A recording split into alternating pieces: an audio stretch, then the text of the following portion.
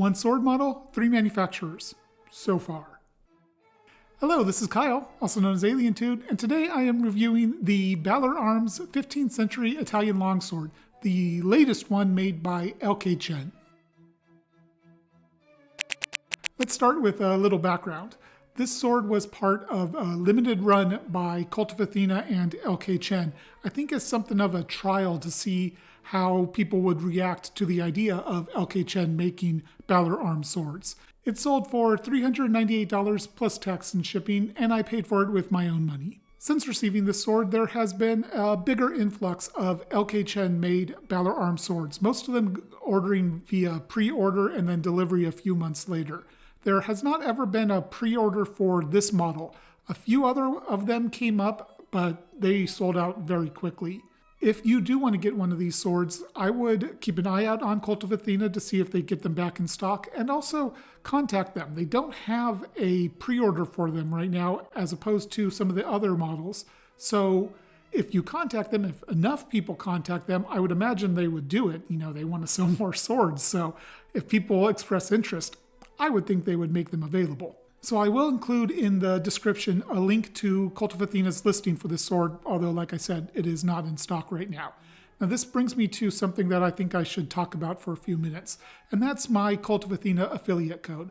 On all my videos, I include a link to Cult of Athena that includes my affiliate code. What that is basically is if you browse Cult of Athena using that link and buy something, I get a small referral bonus. It's a way to have you be able to give back to the channel and support me without having to do anything, honestly. It doesn't affect your purchasing experience at all. Now, I want to be very careful with this because I want to maintain my impartiality as a reviewer. I don't want to have incentive to say that this is a good sword so that you'll go out and buy it. That's not what I want this channel to be about. So the link in the description for this sword will not contain my affiliate code. That way, if you do go and buy it through that link, I don't get anything for it. I don't want to have a monetary incentive for improving my review of this sword. That said, the standard link I include in the description to Cult of Athena generally will have my affiliate code. So if you do want to support the channel, you can browse through that link rather than the specific one for this sword. This is kind of the best compromise I can think of so that you still have the option to support me without direct incentive. I encourage you, if you want to buy this sword, not to use my affiliate code. I don't want to have any chance that monetary incentive will bias my review. So I encourage you, like I said, don't use my affiliate code just to buy the sword unless you really do want to knowingly support the channel. Now let's talk about a brief history of Balaur Arms, as it's kind of complex actually. So Cult of Athena designed these swords. I'm not sure exactly when they started the design, but I believe it was with the previous owner. And the 15th Century Italian Longsword seems to be one of their most popular models. Originally, all the Balaur Arms swords were produced by a company known as OTC. They made a good number of models, and I think there were several production batches at least. However, a few years ago, there was a falling out between Cult of Athena and OTC. OTC apparently misrepresented what steel they were using in their swords, and I have a video where I talk about that some. I will put a link in the description and probably right up here as well. Cult of Athena also kind of implied that there were other issues that they didn't want to get into. I don't know what those are. I can probably speculate, but I don't think that's worthwhile to put into a review. So I'm going to refrain from doing that. So after that, Cult of Athena decided to switch to Windlass as the source of most of their Balaur Arms swords. Incidentally, they also did some Balaur Arms katana. I'm sure that's not Windlass because I don't think Windlass does katana. But regardless, they did a Windlass-produced version of this Italian longsword. I was tempted to buy it a few times. I just never quite pulled the trigger. And in late 2022, Cult of Athena released a limited run of 2 models of Balaur Arms longswords, the Italian and the German, both of them made by LK Chen. That's what this sword was part of. And since I love the design of the Italian longsword, I have one of the originals and it's one of my favorite budget swords, I jumped on this one. And all of them sold out very quickly. After what seemed to be a successful trial run with the Italian and German longswords, Cult of Athena released pre-orders for several more models by LK Chen for Balaur Arms. The Alexandria sword, the Kriegsmesser, a Templar arming sword, the German longsword, but not the Italian, oddly enough. Well, those were all delivered last month. I received both the Alexandria and the Kriegsmesser that I bought, and I will be reviewing them pretty soon in collaboration with my friend Kane Shen, so keep an eye out for those reviews. And Cult of Athena has opened up new pre-orders for these models, I believe due in August. Cult of Athena recently put all of the Windlass produced Balaur Arms swords on closeout sale. That to me implies that they are done using Windlass as their source, and probably that they're happy with the new LK Chen line. So let's take a look at the Scabbard.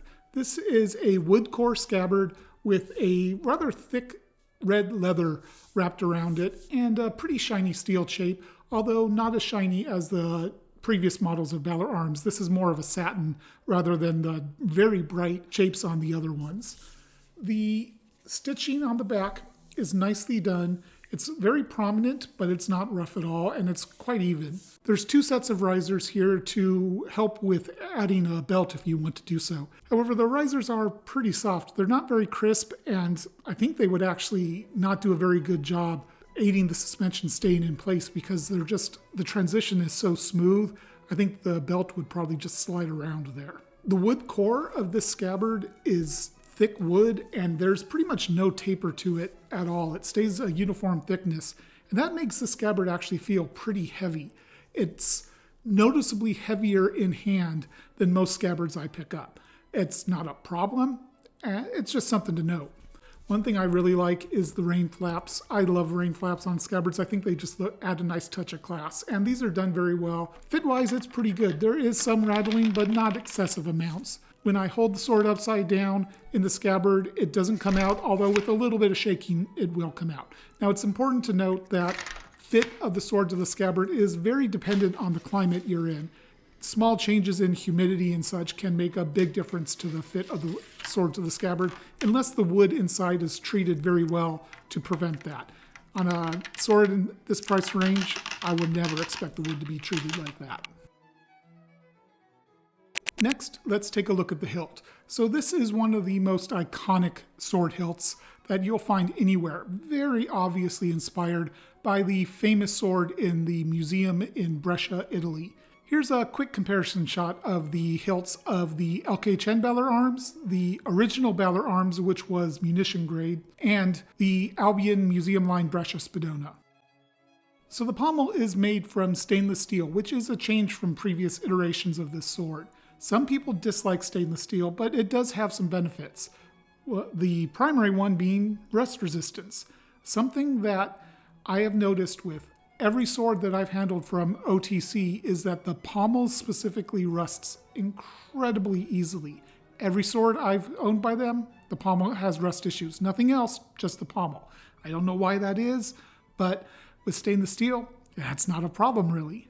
This LK Chen version, they have clearly shrunk the pommel some from the OTC version, and that brings it more in line with the size of the original Brescia Spadona.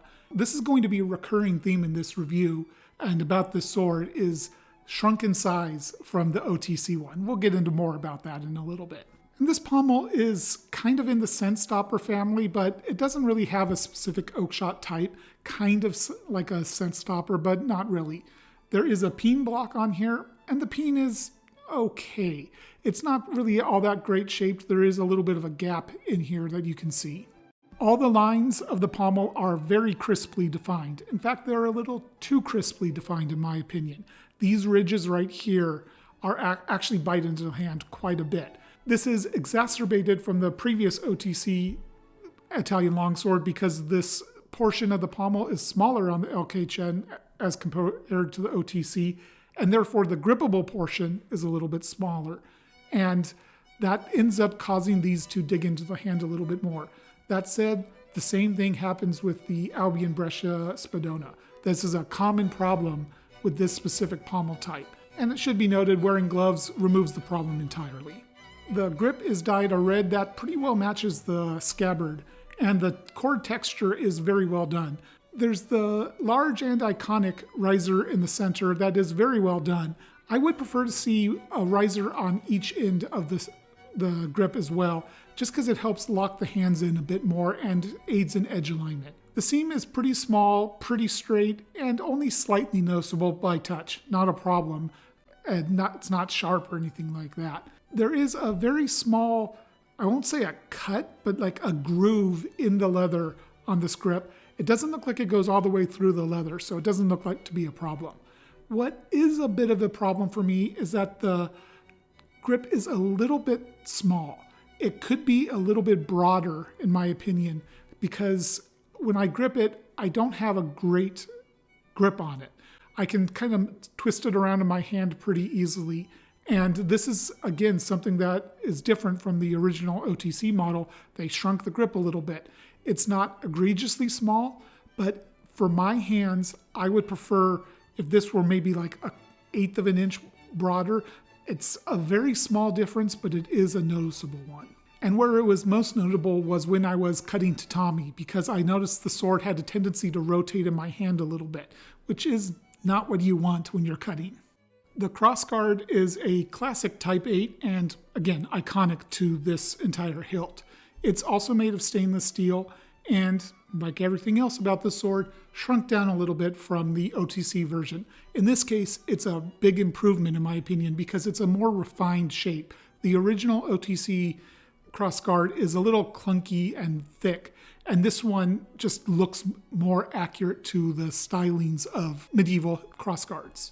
All the edges are chamfered nicely, and there's absolutely no hot spots when I'm thumbing the blade.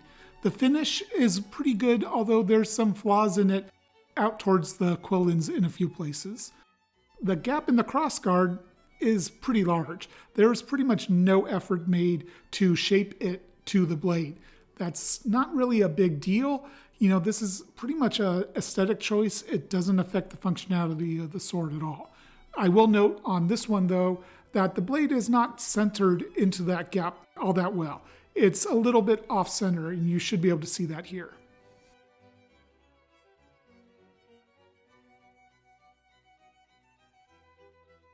And now it's time to talk about the business end, the blade. As always, here's my measurements.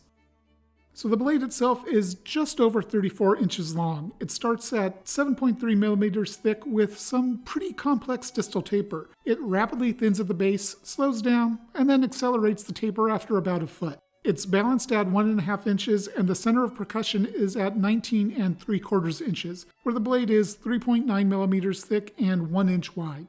It weighs in at 2.5 pounds, which is quite light for a longsword. I'll talk about the flexibility of the sword and the center of percussion a lot more in the handling section in a little bit. Just like the other components of the sword, the blade has gone on something of a diet from the OTC version. It's a much narrower blade. Now it starts at about the same width, but it gets much narrower, much quicker throughout the entire blade. One place it has not gotten smaller is the thickness. My OTC starts at around 6.5 millimeters thick, whereas the LK Chen starts at 7.3 millimeters. So they did beef up the thickness right at the crossguard. The blade is hollow ground pretty gently, and the center ridge is pretty crisp, but it wavers around quite a bit, and there are a lot of ripples in the surface of the steel. This is not really unexpected at this price point, but I would like to see less just because it makes the sword a little bit more even and more aesthetically pleasing. The finish is a very nice and even satin with a few minor grind lines still visible. It does, however, show scratches and scuffs very easily, and that could be a problem for you if you don't like your sword to show signs of use. Personally, it doesn't bother me at all. So without a doubt, the biggest improvement this sword has over the OTC model and frankly the Windlass model, I can say this because I know what Windlass produces, is the edge beveling. This sword has one smooth bevel from the center ridge all the way to the edge, and then a very small, very even micro bevel. It's very well done. The OTC one has a very thick edge. I've seen people say it's around 2 millimeters thick. That's a lot of steel to remove to sharpen a sword and make it a good edge without a huge, awful secondary bevel. I don't know how thick the Windlass edge is, but judging from their normal products, it's going to be a pretty thick edge. Maybe not quite as thick as the OTC, but will still require quite a bit of sharpening. Let's take a look at some paper cutting. I'm going to start by trying to cut into the edge of the paper with the sword. This tests whether it has a sharp enough edge to bite into the paper, and it's the harder test I do. So it cut into the edge of the paper very easily, and I tried to start at the sweet spot, and yeah, it cuts into the paper very nicely straight from the edge. I don't even need to do the test where I insert the sword in and cut, because if it can bite into the paper, we already know it's got a good enough edge. Let's take a look at some cutting footage. As usual, I did water bottles, pool noodles, and tatami. Let's start with the water bottles. So it's possible to get good clean cuts with a sword, but it's not particularly easy. All too often I ended up bashing water bottles, and even the softest plastic I can really find, which is milk jugs, sometimes it would just bash them aside rather than cutting. And I struggled with this for a while, and I was really confused by it because this is a sharp sword. It is plenty sharp. It should cut water bottles well. I eventually figured out that I really need to hit right at the center of percussion and with really good edge alignment. If either of those is off by even a little bit, this sword just does not like to cut. And that makes for something of a finicky cutter, especially because the center of percussion is closer to the halfway point on the sword than I'm used to. I have to really pay attention to how close I am to the target, or I'm just not going to get a good cut. Now, pool noodles, this is a great pool noodle cutter. And that's because the primary thing that you need with a pool noodle is a sharp sword. That's the main thing it tests, is the sharpness of the sword. And even when I'm not hitting with the center of percussion, this sword cuts through pool noodles very easily. It handles them easily, and it's not surprising to me at all. And that brings me to the toughest target I personally cut, which is tatami. I did not expect this sword to cut tatami very well after cutting with it on water bottles. I did make an effort to target the center of percussion, but sometimes I failed, frankly. That's my fault. If you see a cut fail because it was more towards this part of the sword, that's my fault. Don't blame the sword for that. In addition, my cutting stand, I'm well aware it needs to be modified. It is a little too unstable, and if I don't have a great cut, it kind of sends the tatami flying and the entire stand falls over. I'm going to be working to fix that, but it does take some time. So, as expected, this sword did struggle with tatami.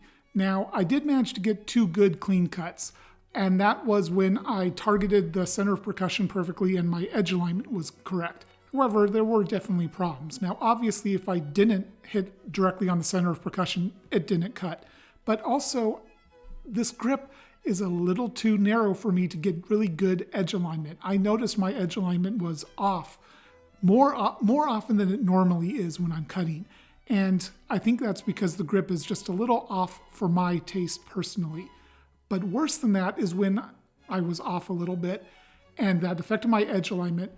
When the sword cut into the tatami, it started rotating in my hand, which is not what you want to see because that places a lot of stress on the blade. And you can see here it's flexing a lot because of that. Now, it did return to true, and the blade had no problems with that, which is good. That's a testament to its heat treatment. But that, to me, says that the grip is not giving me enough feedback for me personally to get really good edge alignment. So overall, for a backyard cutter, I don't think this sword is that great, at least for me. The grip is, like I said, a little bit small for me, but it's just not really a cut designed sword. It is so narrow at the point of percussion and just a narrow blade overall that it's just not really designed for cutting. So thrusting, right? Well, I've intended to do some thrusting on the tatami and it just completely slipped my mind. I'm sorry about that.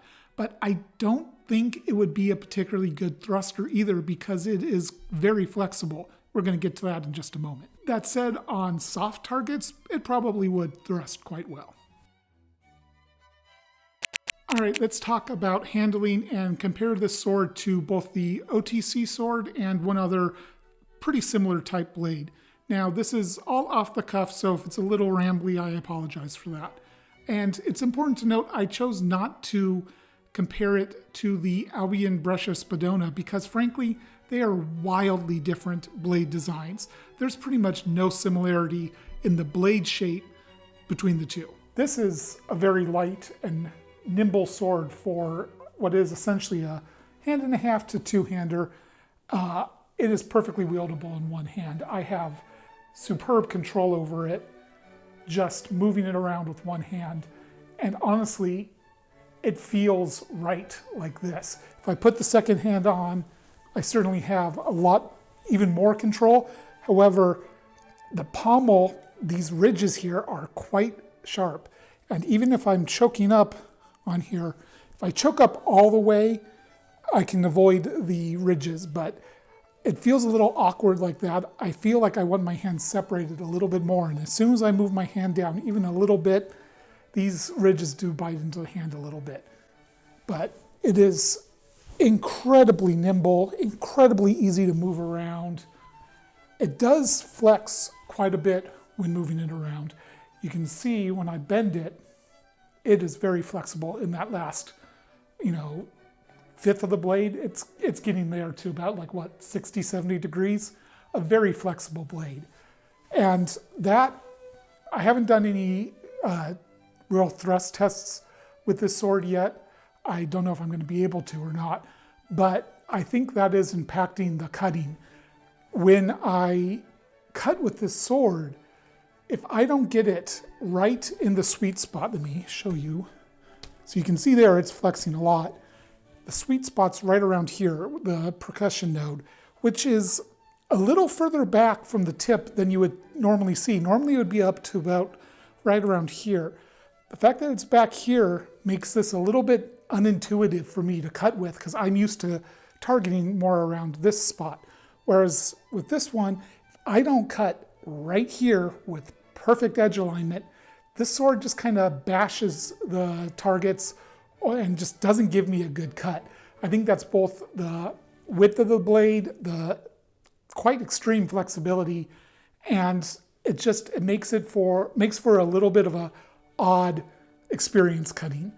And the next sword I want to compare it to is my original Balaur Arms 15th century Italian longsword. So here they are side by side. Hopefully you can see this. And you can you can see the original on this, my left hand, is a considerably wider blade. It does not have anywhere near the profile taper as the LK Chen version. And that does mean that this is going to be a better cutter.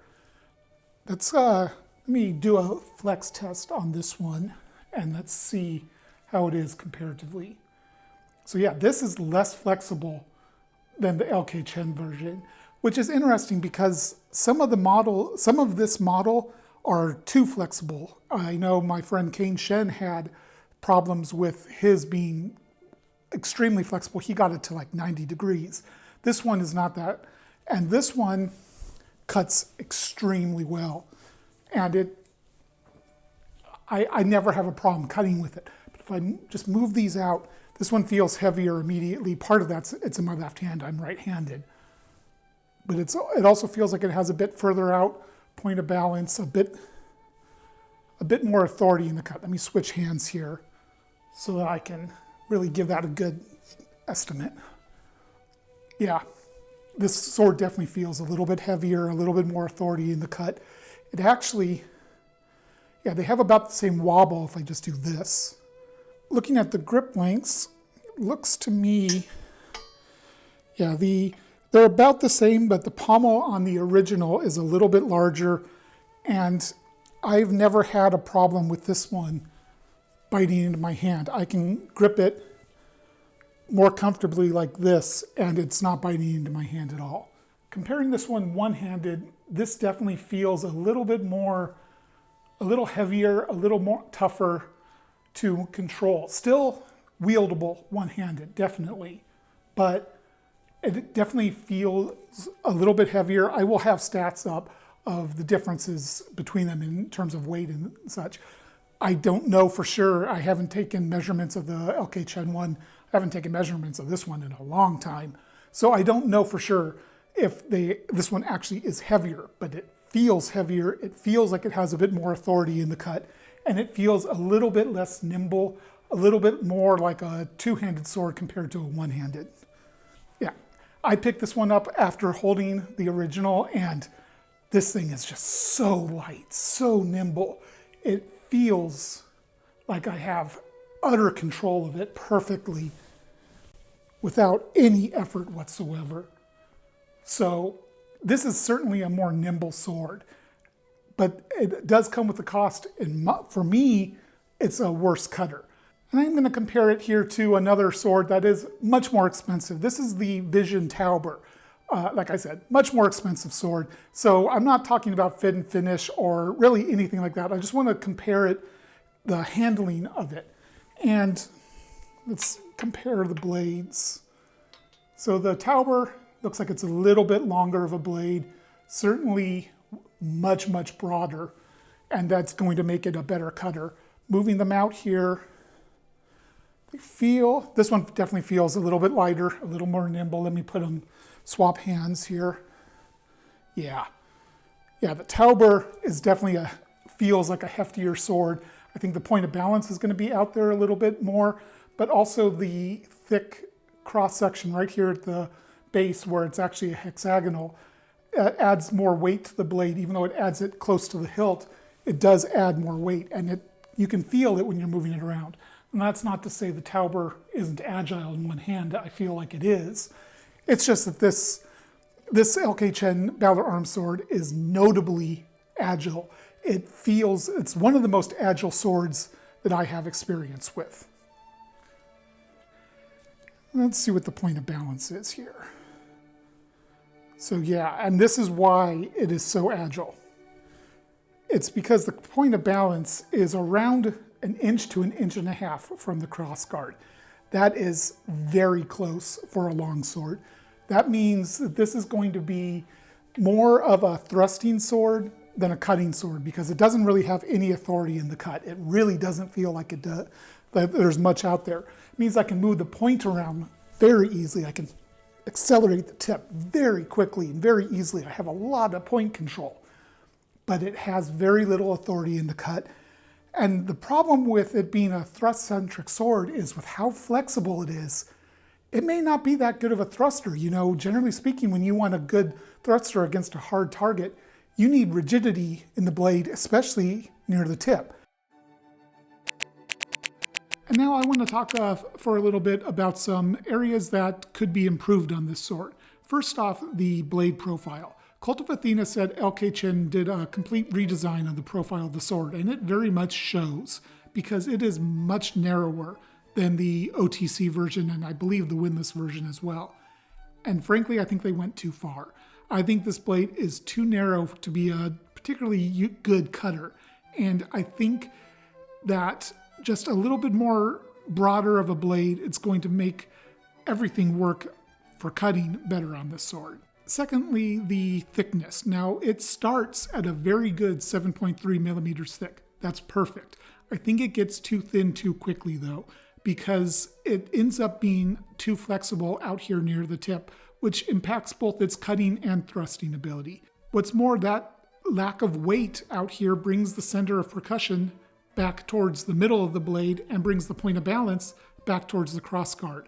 I think being balanced at 1.5 inches, it's a little too lacking in authority and cut, and the point of percussion is just at an odd space for me personally. So right now, here is the thickness of the sword measured at the crossguard and every 6 inches. And here's what I would suggest to improve this. I think this would add a little bit of weight to the sword, not a ton, but enough to give it a little bit more authority in the cut, bring the point of balance out a little bit, bring the center of percussion out a little bit, and make the blade a little bit more rigid and overall more effective. And lastly, the grip width. I would really like to see this just to be a little bit thicker, a little bit broader, and it would make the grip a lot better for edge alignment, for me personally at least. So let's talk bottom line. This sword set me back $398. Is it worth that price? Well, I love the look. It is an absolutely beautiful sword. The hilt is great. The profile looks great, even though, like I've said, I think it's a little too thin.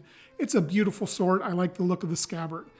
But for a backyard cutter, it's rather lacking. It's too thin, it's a little too flexible, and it just doesn't quite connect me to the sword as well as I need to be able to cut very well. And I really like light and agile longswords, and I think this sword is too light. At 2.5 pounds, it just is lacking in any authority in the cut, in any real sense of heft. And I never thought I was going to say this in a longsword, but I want more beef to this sword. Most swords with this general profile are going to be thrusting swords, and they're going to be different geometry to make them stiffer, whether that's going to be a hexagonal cross-section like a Type 17 sword, or like a Type 15 sword, just have more thickness throughout to make it rigid and thrust better. The fact that this sword has the profile of a thrusting sword, but the thickness of a cutting sword, it doesn't quite work. So in all, I think they went just a little too far in slimming the blade down, and they traded cutting ability for nimbleness and agility, and they went too far in that. So it's a shame, because I really wanted to love this sword. I love the looks of the Italian. The original OTC made one is one of my favorite budget swords ever because it's just such a good cutter. But this one isn't. And a large part of that is the redesign of the profile.